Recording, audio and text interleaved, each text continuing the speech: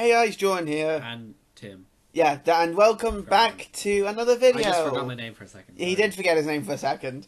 Yeah, sorry we haven't been uploading for a good bit. We've just been absolutely knackered. Been very busy. Yes. So we're back with our first, I think it's our first booking video. Yeah, I think it's our first. Maybe. No, wait, we did do WrestleMania. Yeah, we booked WrestleMania. I forgot about that. So now we're going to be booking, I should say, duking.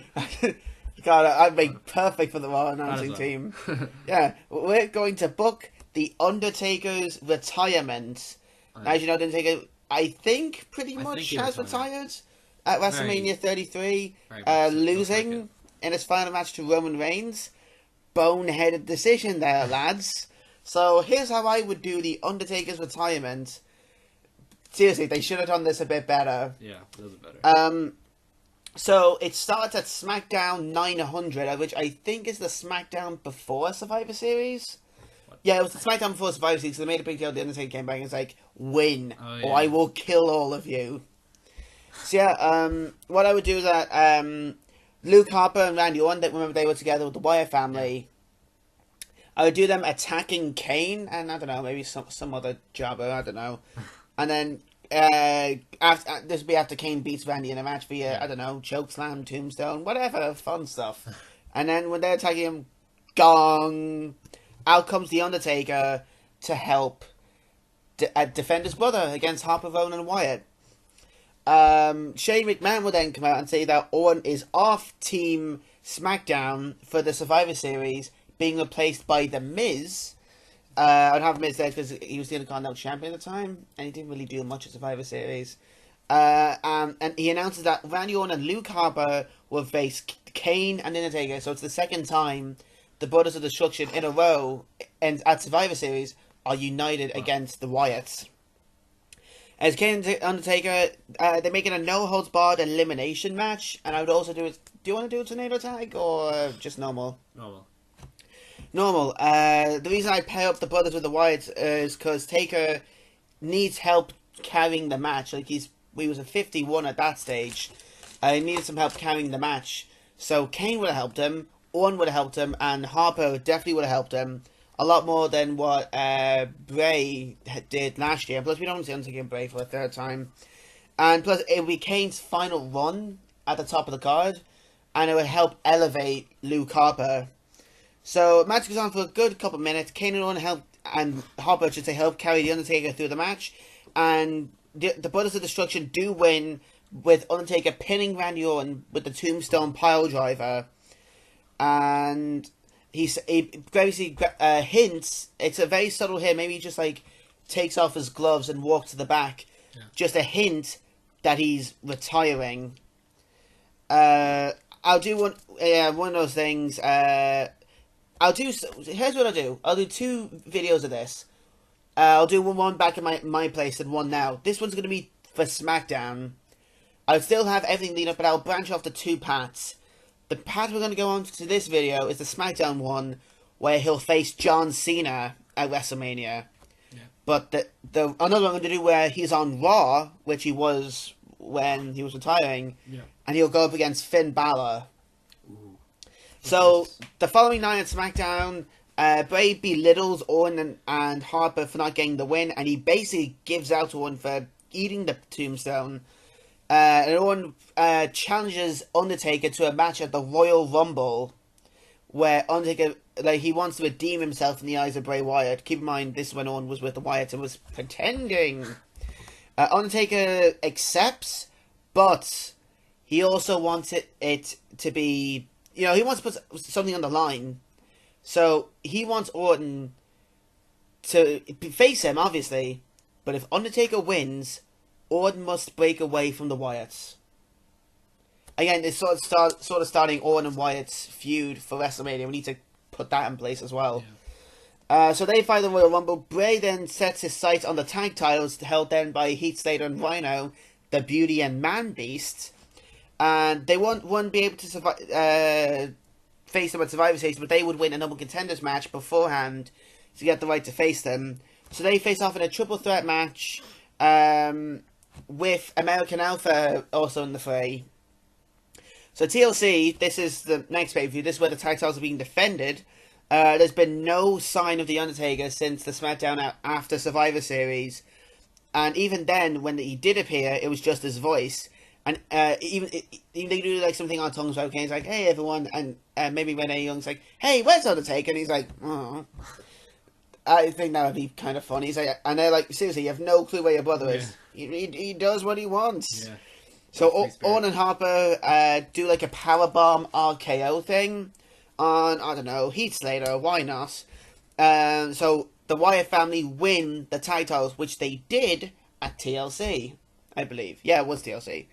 And he, yeah, I think it'd be cool. It makes them a bit of a threat, and they can defend it under the Freebird rule, the same as the New Day. Oh, yeah. And then they sort of exile Orton for a little bit. They're sort of like, okay, you deal with him. We'll stay back a little bit because he sort of bet the pudding out of us for a good bet. So the build up to the Rumble, Slater and Rhino obviously want their tag titles back. Then now American Alpha and now the Usos who have returned say, "Hey, we want them. Come on, give them here." So Dynamite announces an elimination fatal 4-way for the tag titles at the Royal Rumble, and maybe like, back in the day, Undertaker and Owens feud, revisit that a little bit, like Undertaker mind games, like trying to break his Bray Wyatt's influence on Orton. Like again in this world storyline, I'd say Orton is devoted to the Wyatts. Daniel Bryan when the Wyatts. Yeah, exactly. Yeah. Except the difference between Orton and Bryan. Yeah. Bryan joined them out of fear of not wanting to get beaten up. Orton joined them for the hell of it. And I would have take a torture Randy psychologically for a few weeks. Maybe Orton could be he's like, he's only the Undertaker. He's an old man. He's going to die or something like that. And maybe Undertaker could be haunting him, not appearing naturally, but haunting him.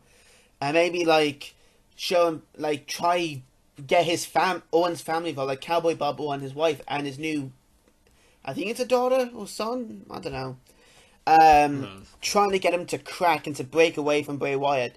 But of course, all of it fails. So now, we're at the Royal Rumble. You like the Royal Rumble? That was a great Royal Rumble this year, critically acclaimed, except for number 30. Anyways, before they take Orton match,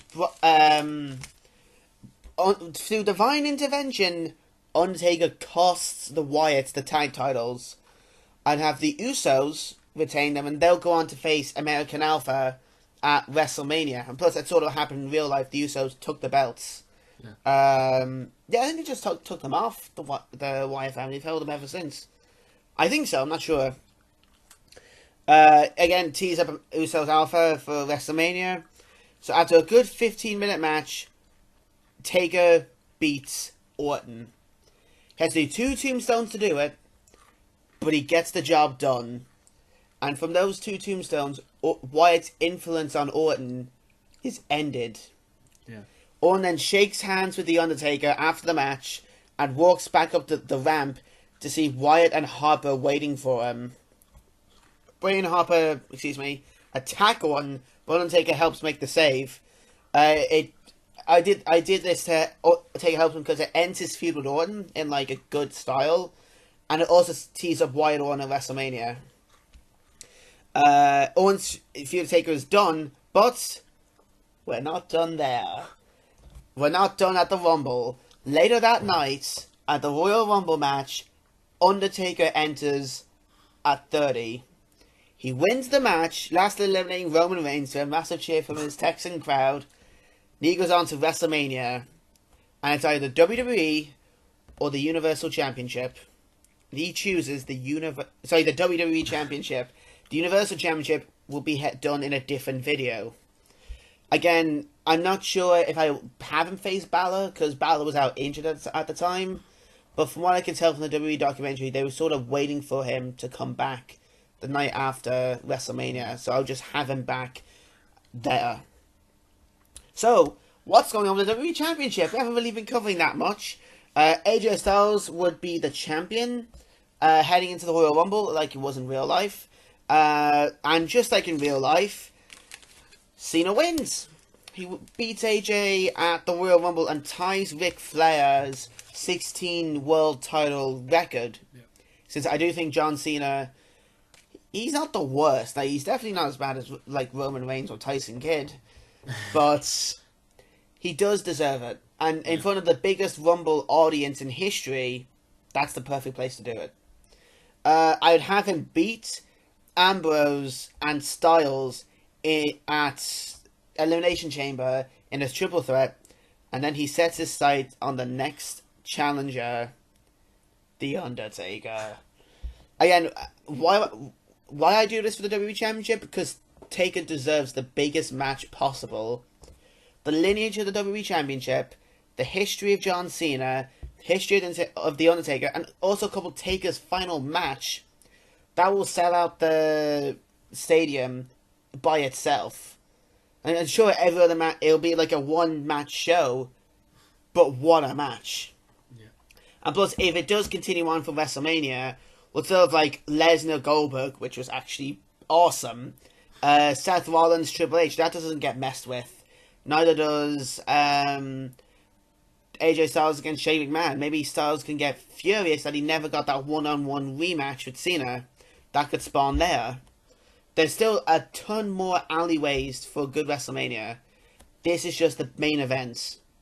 And for Roman Reigns, I'd have him... I don't know what I'd have him do. Maybe he'd have him be in the Andre the Giant Battle Royal. And he gets last eliminated by Mojo Rawley. Why not? Anyway, so Taker chooses Cena for the WWE Championship or the Universal Championship. Taker and Cena then start a war of words that they're doing. Here's the big problem, though. Do we want to turn John Cena explicitly heel? We know it doesn't make a difference as he'll be the crowd-designated heel, but should we make him be heel proper? Very good. I'd say for the month, as like a little experiment, yes, I would turn John Cena heel and have him face off Undertaker. And if they don't think Cena's cut out to be a heel, I mean, Hulk Hogan wasn't really a good heel at first. He sort of had the NWO there and Bischoff.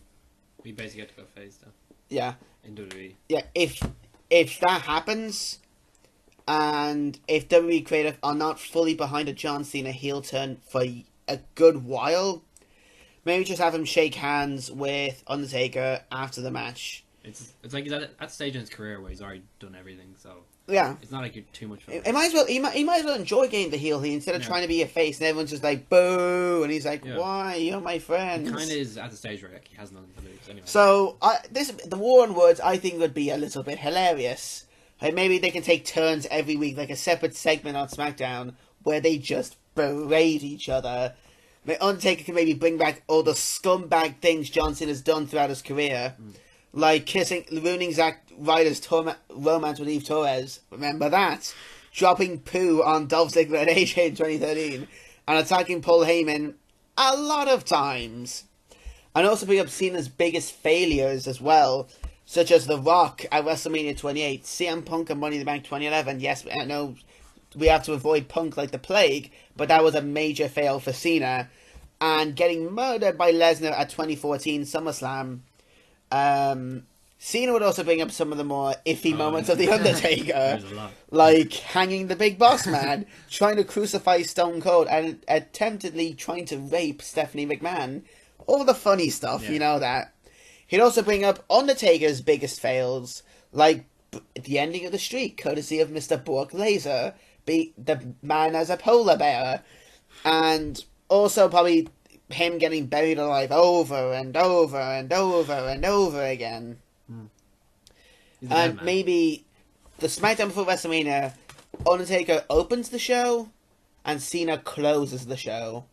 And maybe Taker could do some like there'll be the statues of like John Cena, like all of his gears from his history, like Dr. Thugonomics 2006, his new stuff, his 2010 purple stuff.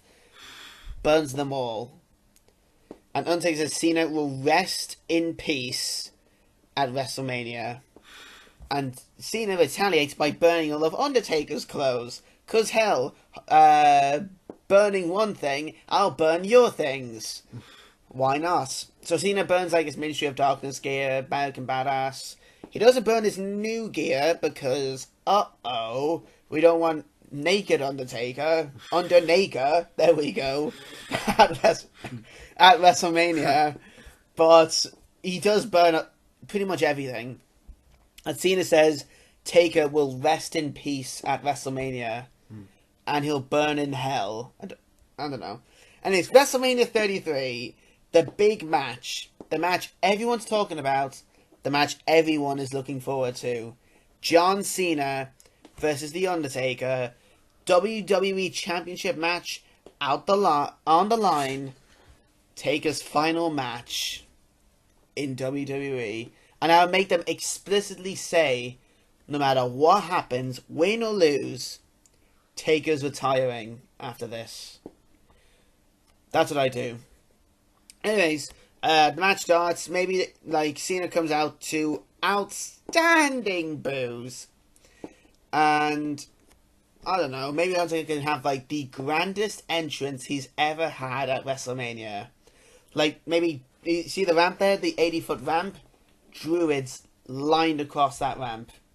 And on the stage as well. Maybe have, like, as like a cool callback to like the Royal Rumble 2006, I want to say. Maybe I have like Dean Ambrose as one of the Druids. Because he actually was one of the Druids then. In fact. Yeah. The more you know. Yeah, the more you know. When you watch our programming, you get education.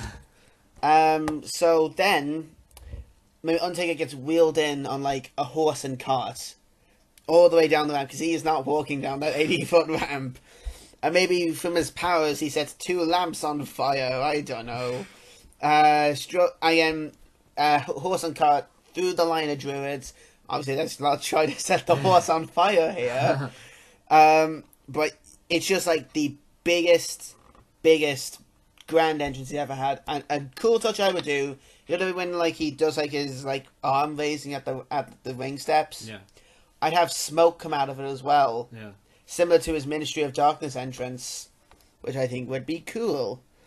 Enters the ring, takes off his coat and hat, and he just goes for Cena. Undertaker has nothing to lose. And I would have this match go for 25 minutes. I know Undertaker can do more. We demonstrated that at WrestleMania going 35 minutes with Roman Reigns. Jeez, 35 minutes. It was that, give or take. Oh, God. I think it was like 40 minutes with entrances. And others have it no holds barred. And it's Cena's throwing everything at the Undertaker. AA, STF, 5-knuckle shuffle, top rope leg drop, 5 moves of doom, shoulder tackle, everything. Even a super AA from the top rope. And he still can't put away the Undertaker. Obviously, it's not one-sided. There is some other cool bits throughout that match. But Cena's just pretty much dominating Undertaker. Again, not a squash, but like, you can tell Cena has the upper hand. But he tries the STF, but Undertaker counters it. He rolls through it. I don't know how he could do that, but why not? And he counters it into a tombstone. Then Taker is throwing everything he has left at Cena. Tombstone, Hell's Gate, Chokeslam, Old School, Last Ride. Tombstone on a steel chair. Picks him up again. Tombstone again on the steel chair. There's 2 tombstones on the steel chair. 1, 2, 3. Undertaker is the WWE Champion once again. And he retires, just like Edge, as WWE Champion. And John Cena then shakes his hand after the match if you don't want to have John Cena be heel forever. We close the show with Undertaker with the WWE Championship walking into the back full of mist. On SmackDown the next day, Undertaker relinquishes the WWE Championship to Shane McMahon and Daniel Bryan. Shane then announces a new tournament dedicated to the Undertaker to crown a new WWE Champion. And maybe they can call it the Undertaker Classic. And it involves everybody on SmackDown. And it will conclude at Backlash. Because why not? Let's have some fun with this. the whole WWE roster then, from Raw, SmackDown, NXT, 205 Live, UK, they all come out. Even some of the legends that Undertaker's fought through the years, like maybe The Rock can come in for some mainstream publicity. Maybe Stone Cold, Mankind, Triple H, Kane, Big Show, Cena, Brock Lesnar, Shawn Michaels, Edge. The list goes on and on. And I would have also the remaining members of the Ministry of Darkness there as well. Like, again, Edge and Christian, they were in there. Gangrel. Some fun stuff like that. I would have Undertaker break character. I know he did it at WrestleMania. Wow. He did it at WrestleMania for a little bit. Like, he took off his gloves. He poked his wife. I'd have him explicitly break kayfabe. I'd have him maybe not like go say, "How are you, lads? Thank you all." Like something the Undertaker would say. Like he thanks the fans for their support. And he's alone in the ring at this time. Like everyone's gone to the back, and the Undertaker leaves his coat and hat there, just like that picture. Yeah. And walks off into the mist for the last time. So that's how I would book the Undertaker retiring. No. Again, I'd have him retire as champion since, he lost the streak. Yeah. Have him retire as a champion. I'd have him go into the Hall of Fame the following year, definitely. Yeah. Hell, it's in New Orleans, that's where the streak ended. Have him inducted there. Would I have him as a role in WWE? No. What I would do, I would have him appear on the Stone Cold podcast out of character. Like maybe not say with Stone Cold with The Undertaker. Maybe say Stone Cold with Mark Calloway. And then Undertaker can talk out of character about all the stuff he's done for the 27 years he was there. I wouldn't have him on the pre-show panels or anything like that. Ask him who's going to win between The Miz and Dean Ambrose. But would you have him in the Performance Center nurturing the younger talents? Maybe. So I would have him there. Maybe. Not as a wrestling instructor, as a promo instructor. Because Undertaker's promos, you stop to listen to them. There's something else. So maybe he can help the superstars, not only in NXT, but in the main roster, find that voice that they're lacking. Like people like Hideo Itami, he's a fantastic competitor. Yeah. He doesn't do a lot of promos, so we can't get invested in his character. Yeah. He's just a badass that goes around and punches people for fun. Yeah. Same with Shinsuke Nakamura, fantastic wrestler. He's not the best at promos. And people like Sami Zayn are a bit stale on promos. Yeah. So if Undertaker can help them, he can nurture in a brand new era for WWE. And I think that's what Undertaker should do. Of course, they don't have his time like Michelle McCool and his daughters and all that. Yeah. But, yeah, I'd have him there. But that's how we would book, I should say, The Undertaker's retirement. Let us know what you think down below, and let me know if you want to see that Finn Balor episode where I have him go up against Finn Balor. And thank you so much for watching. Please like, subscribe, and we'll see you later. Take care. Bye.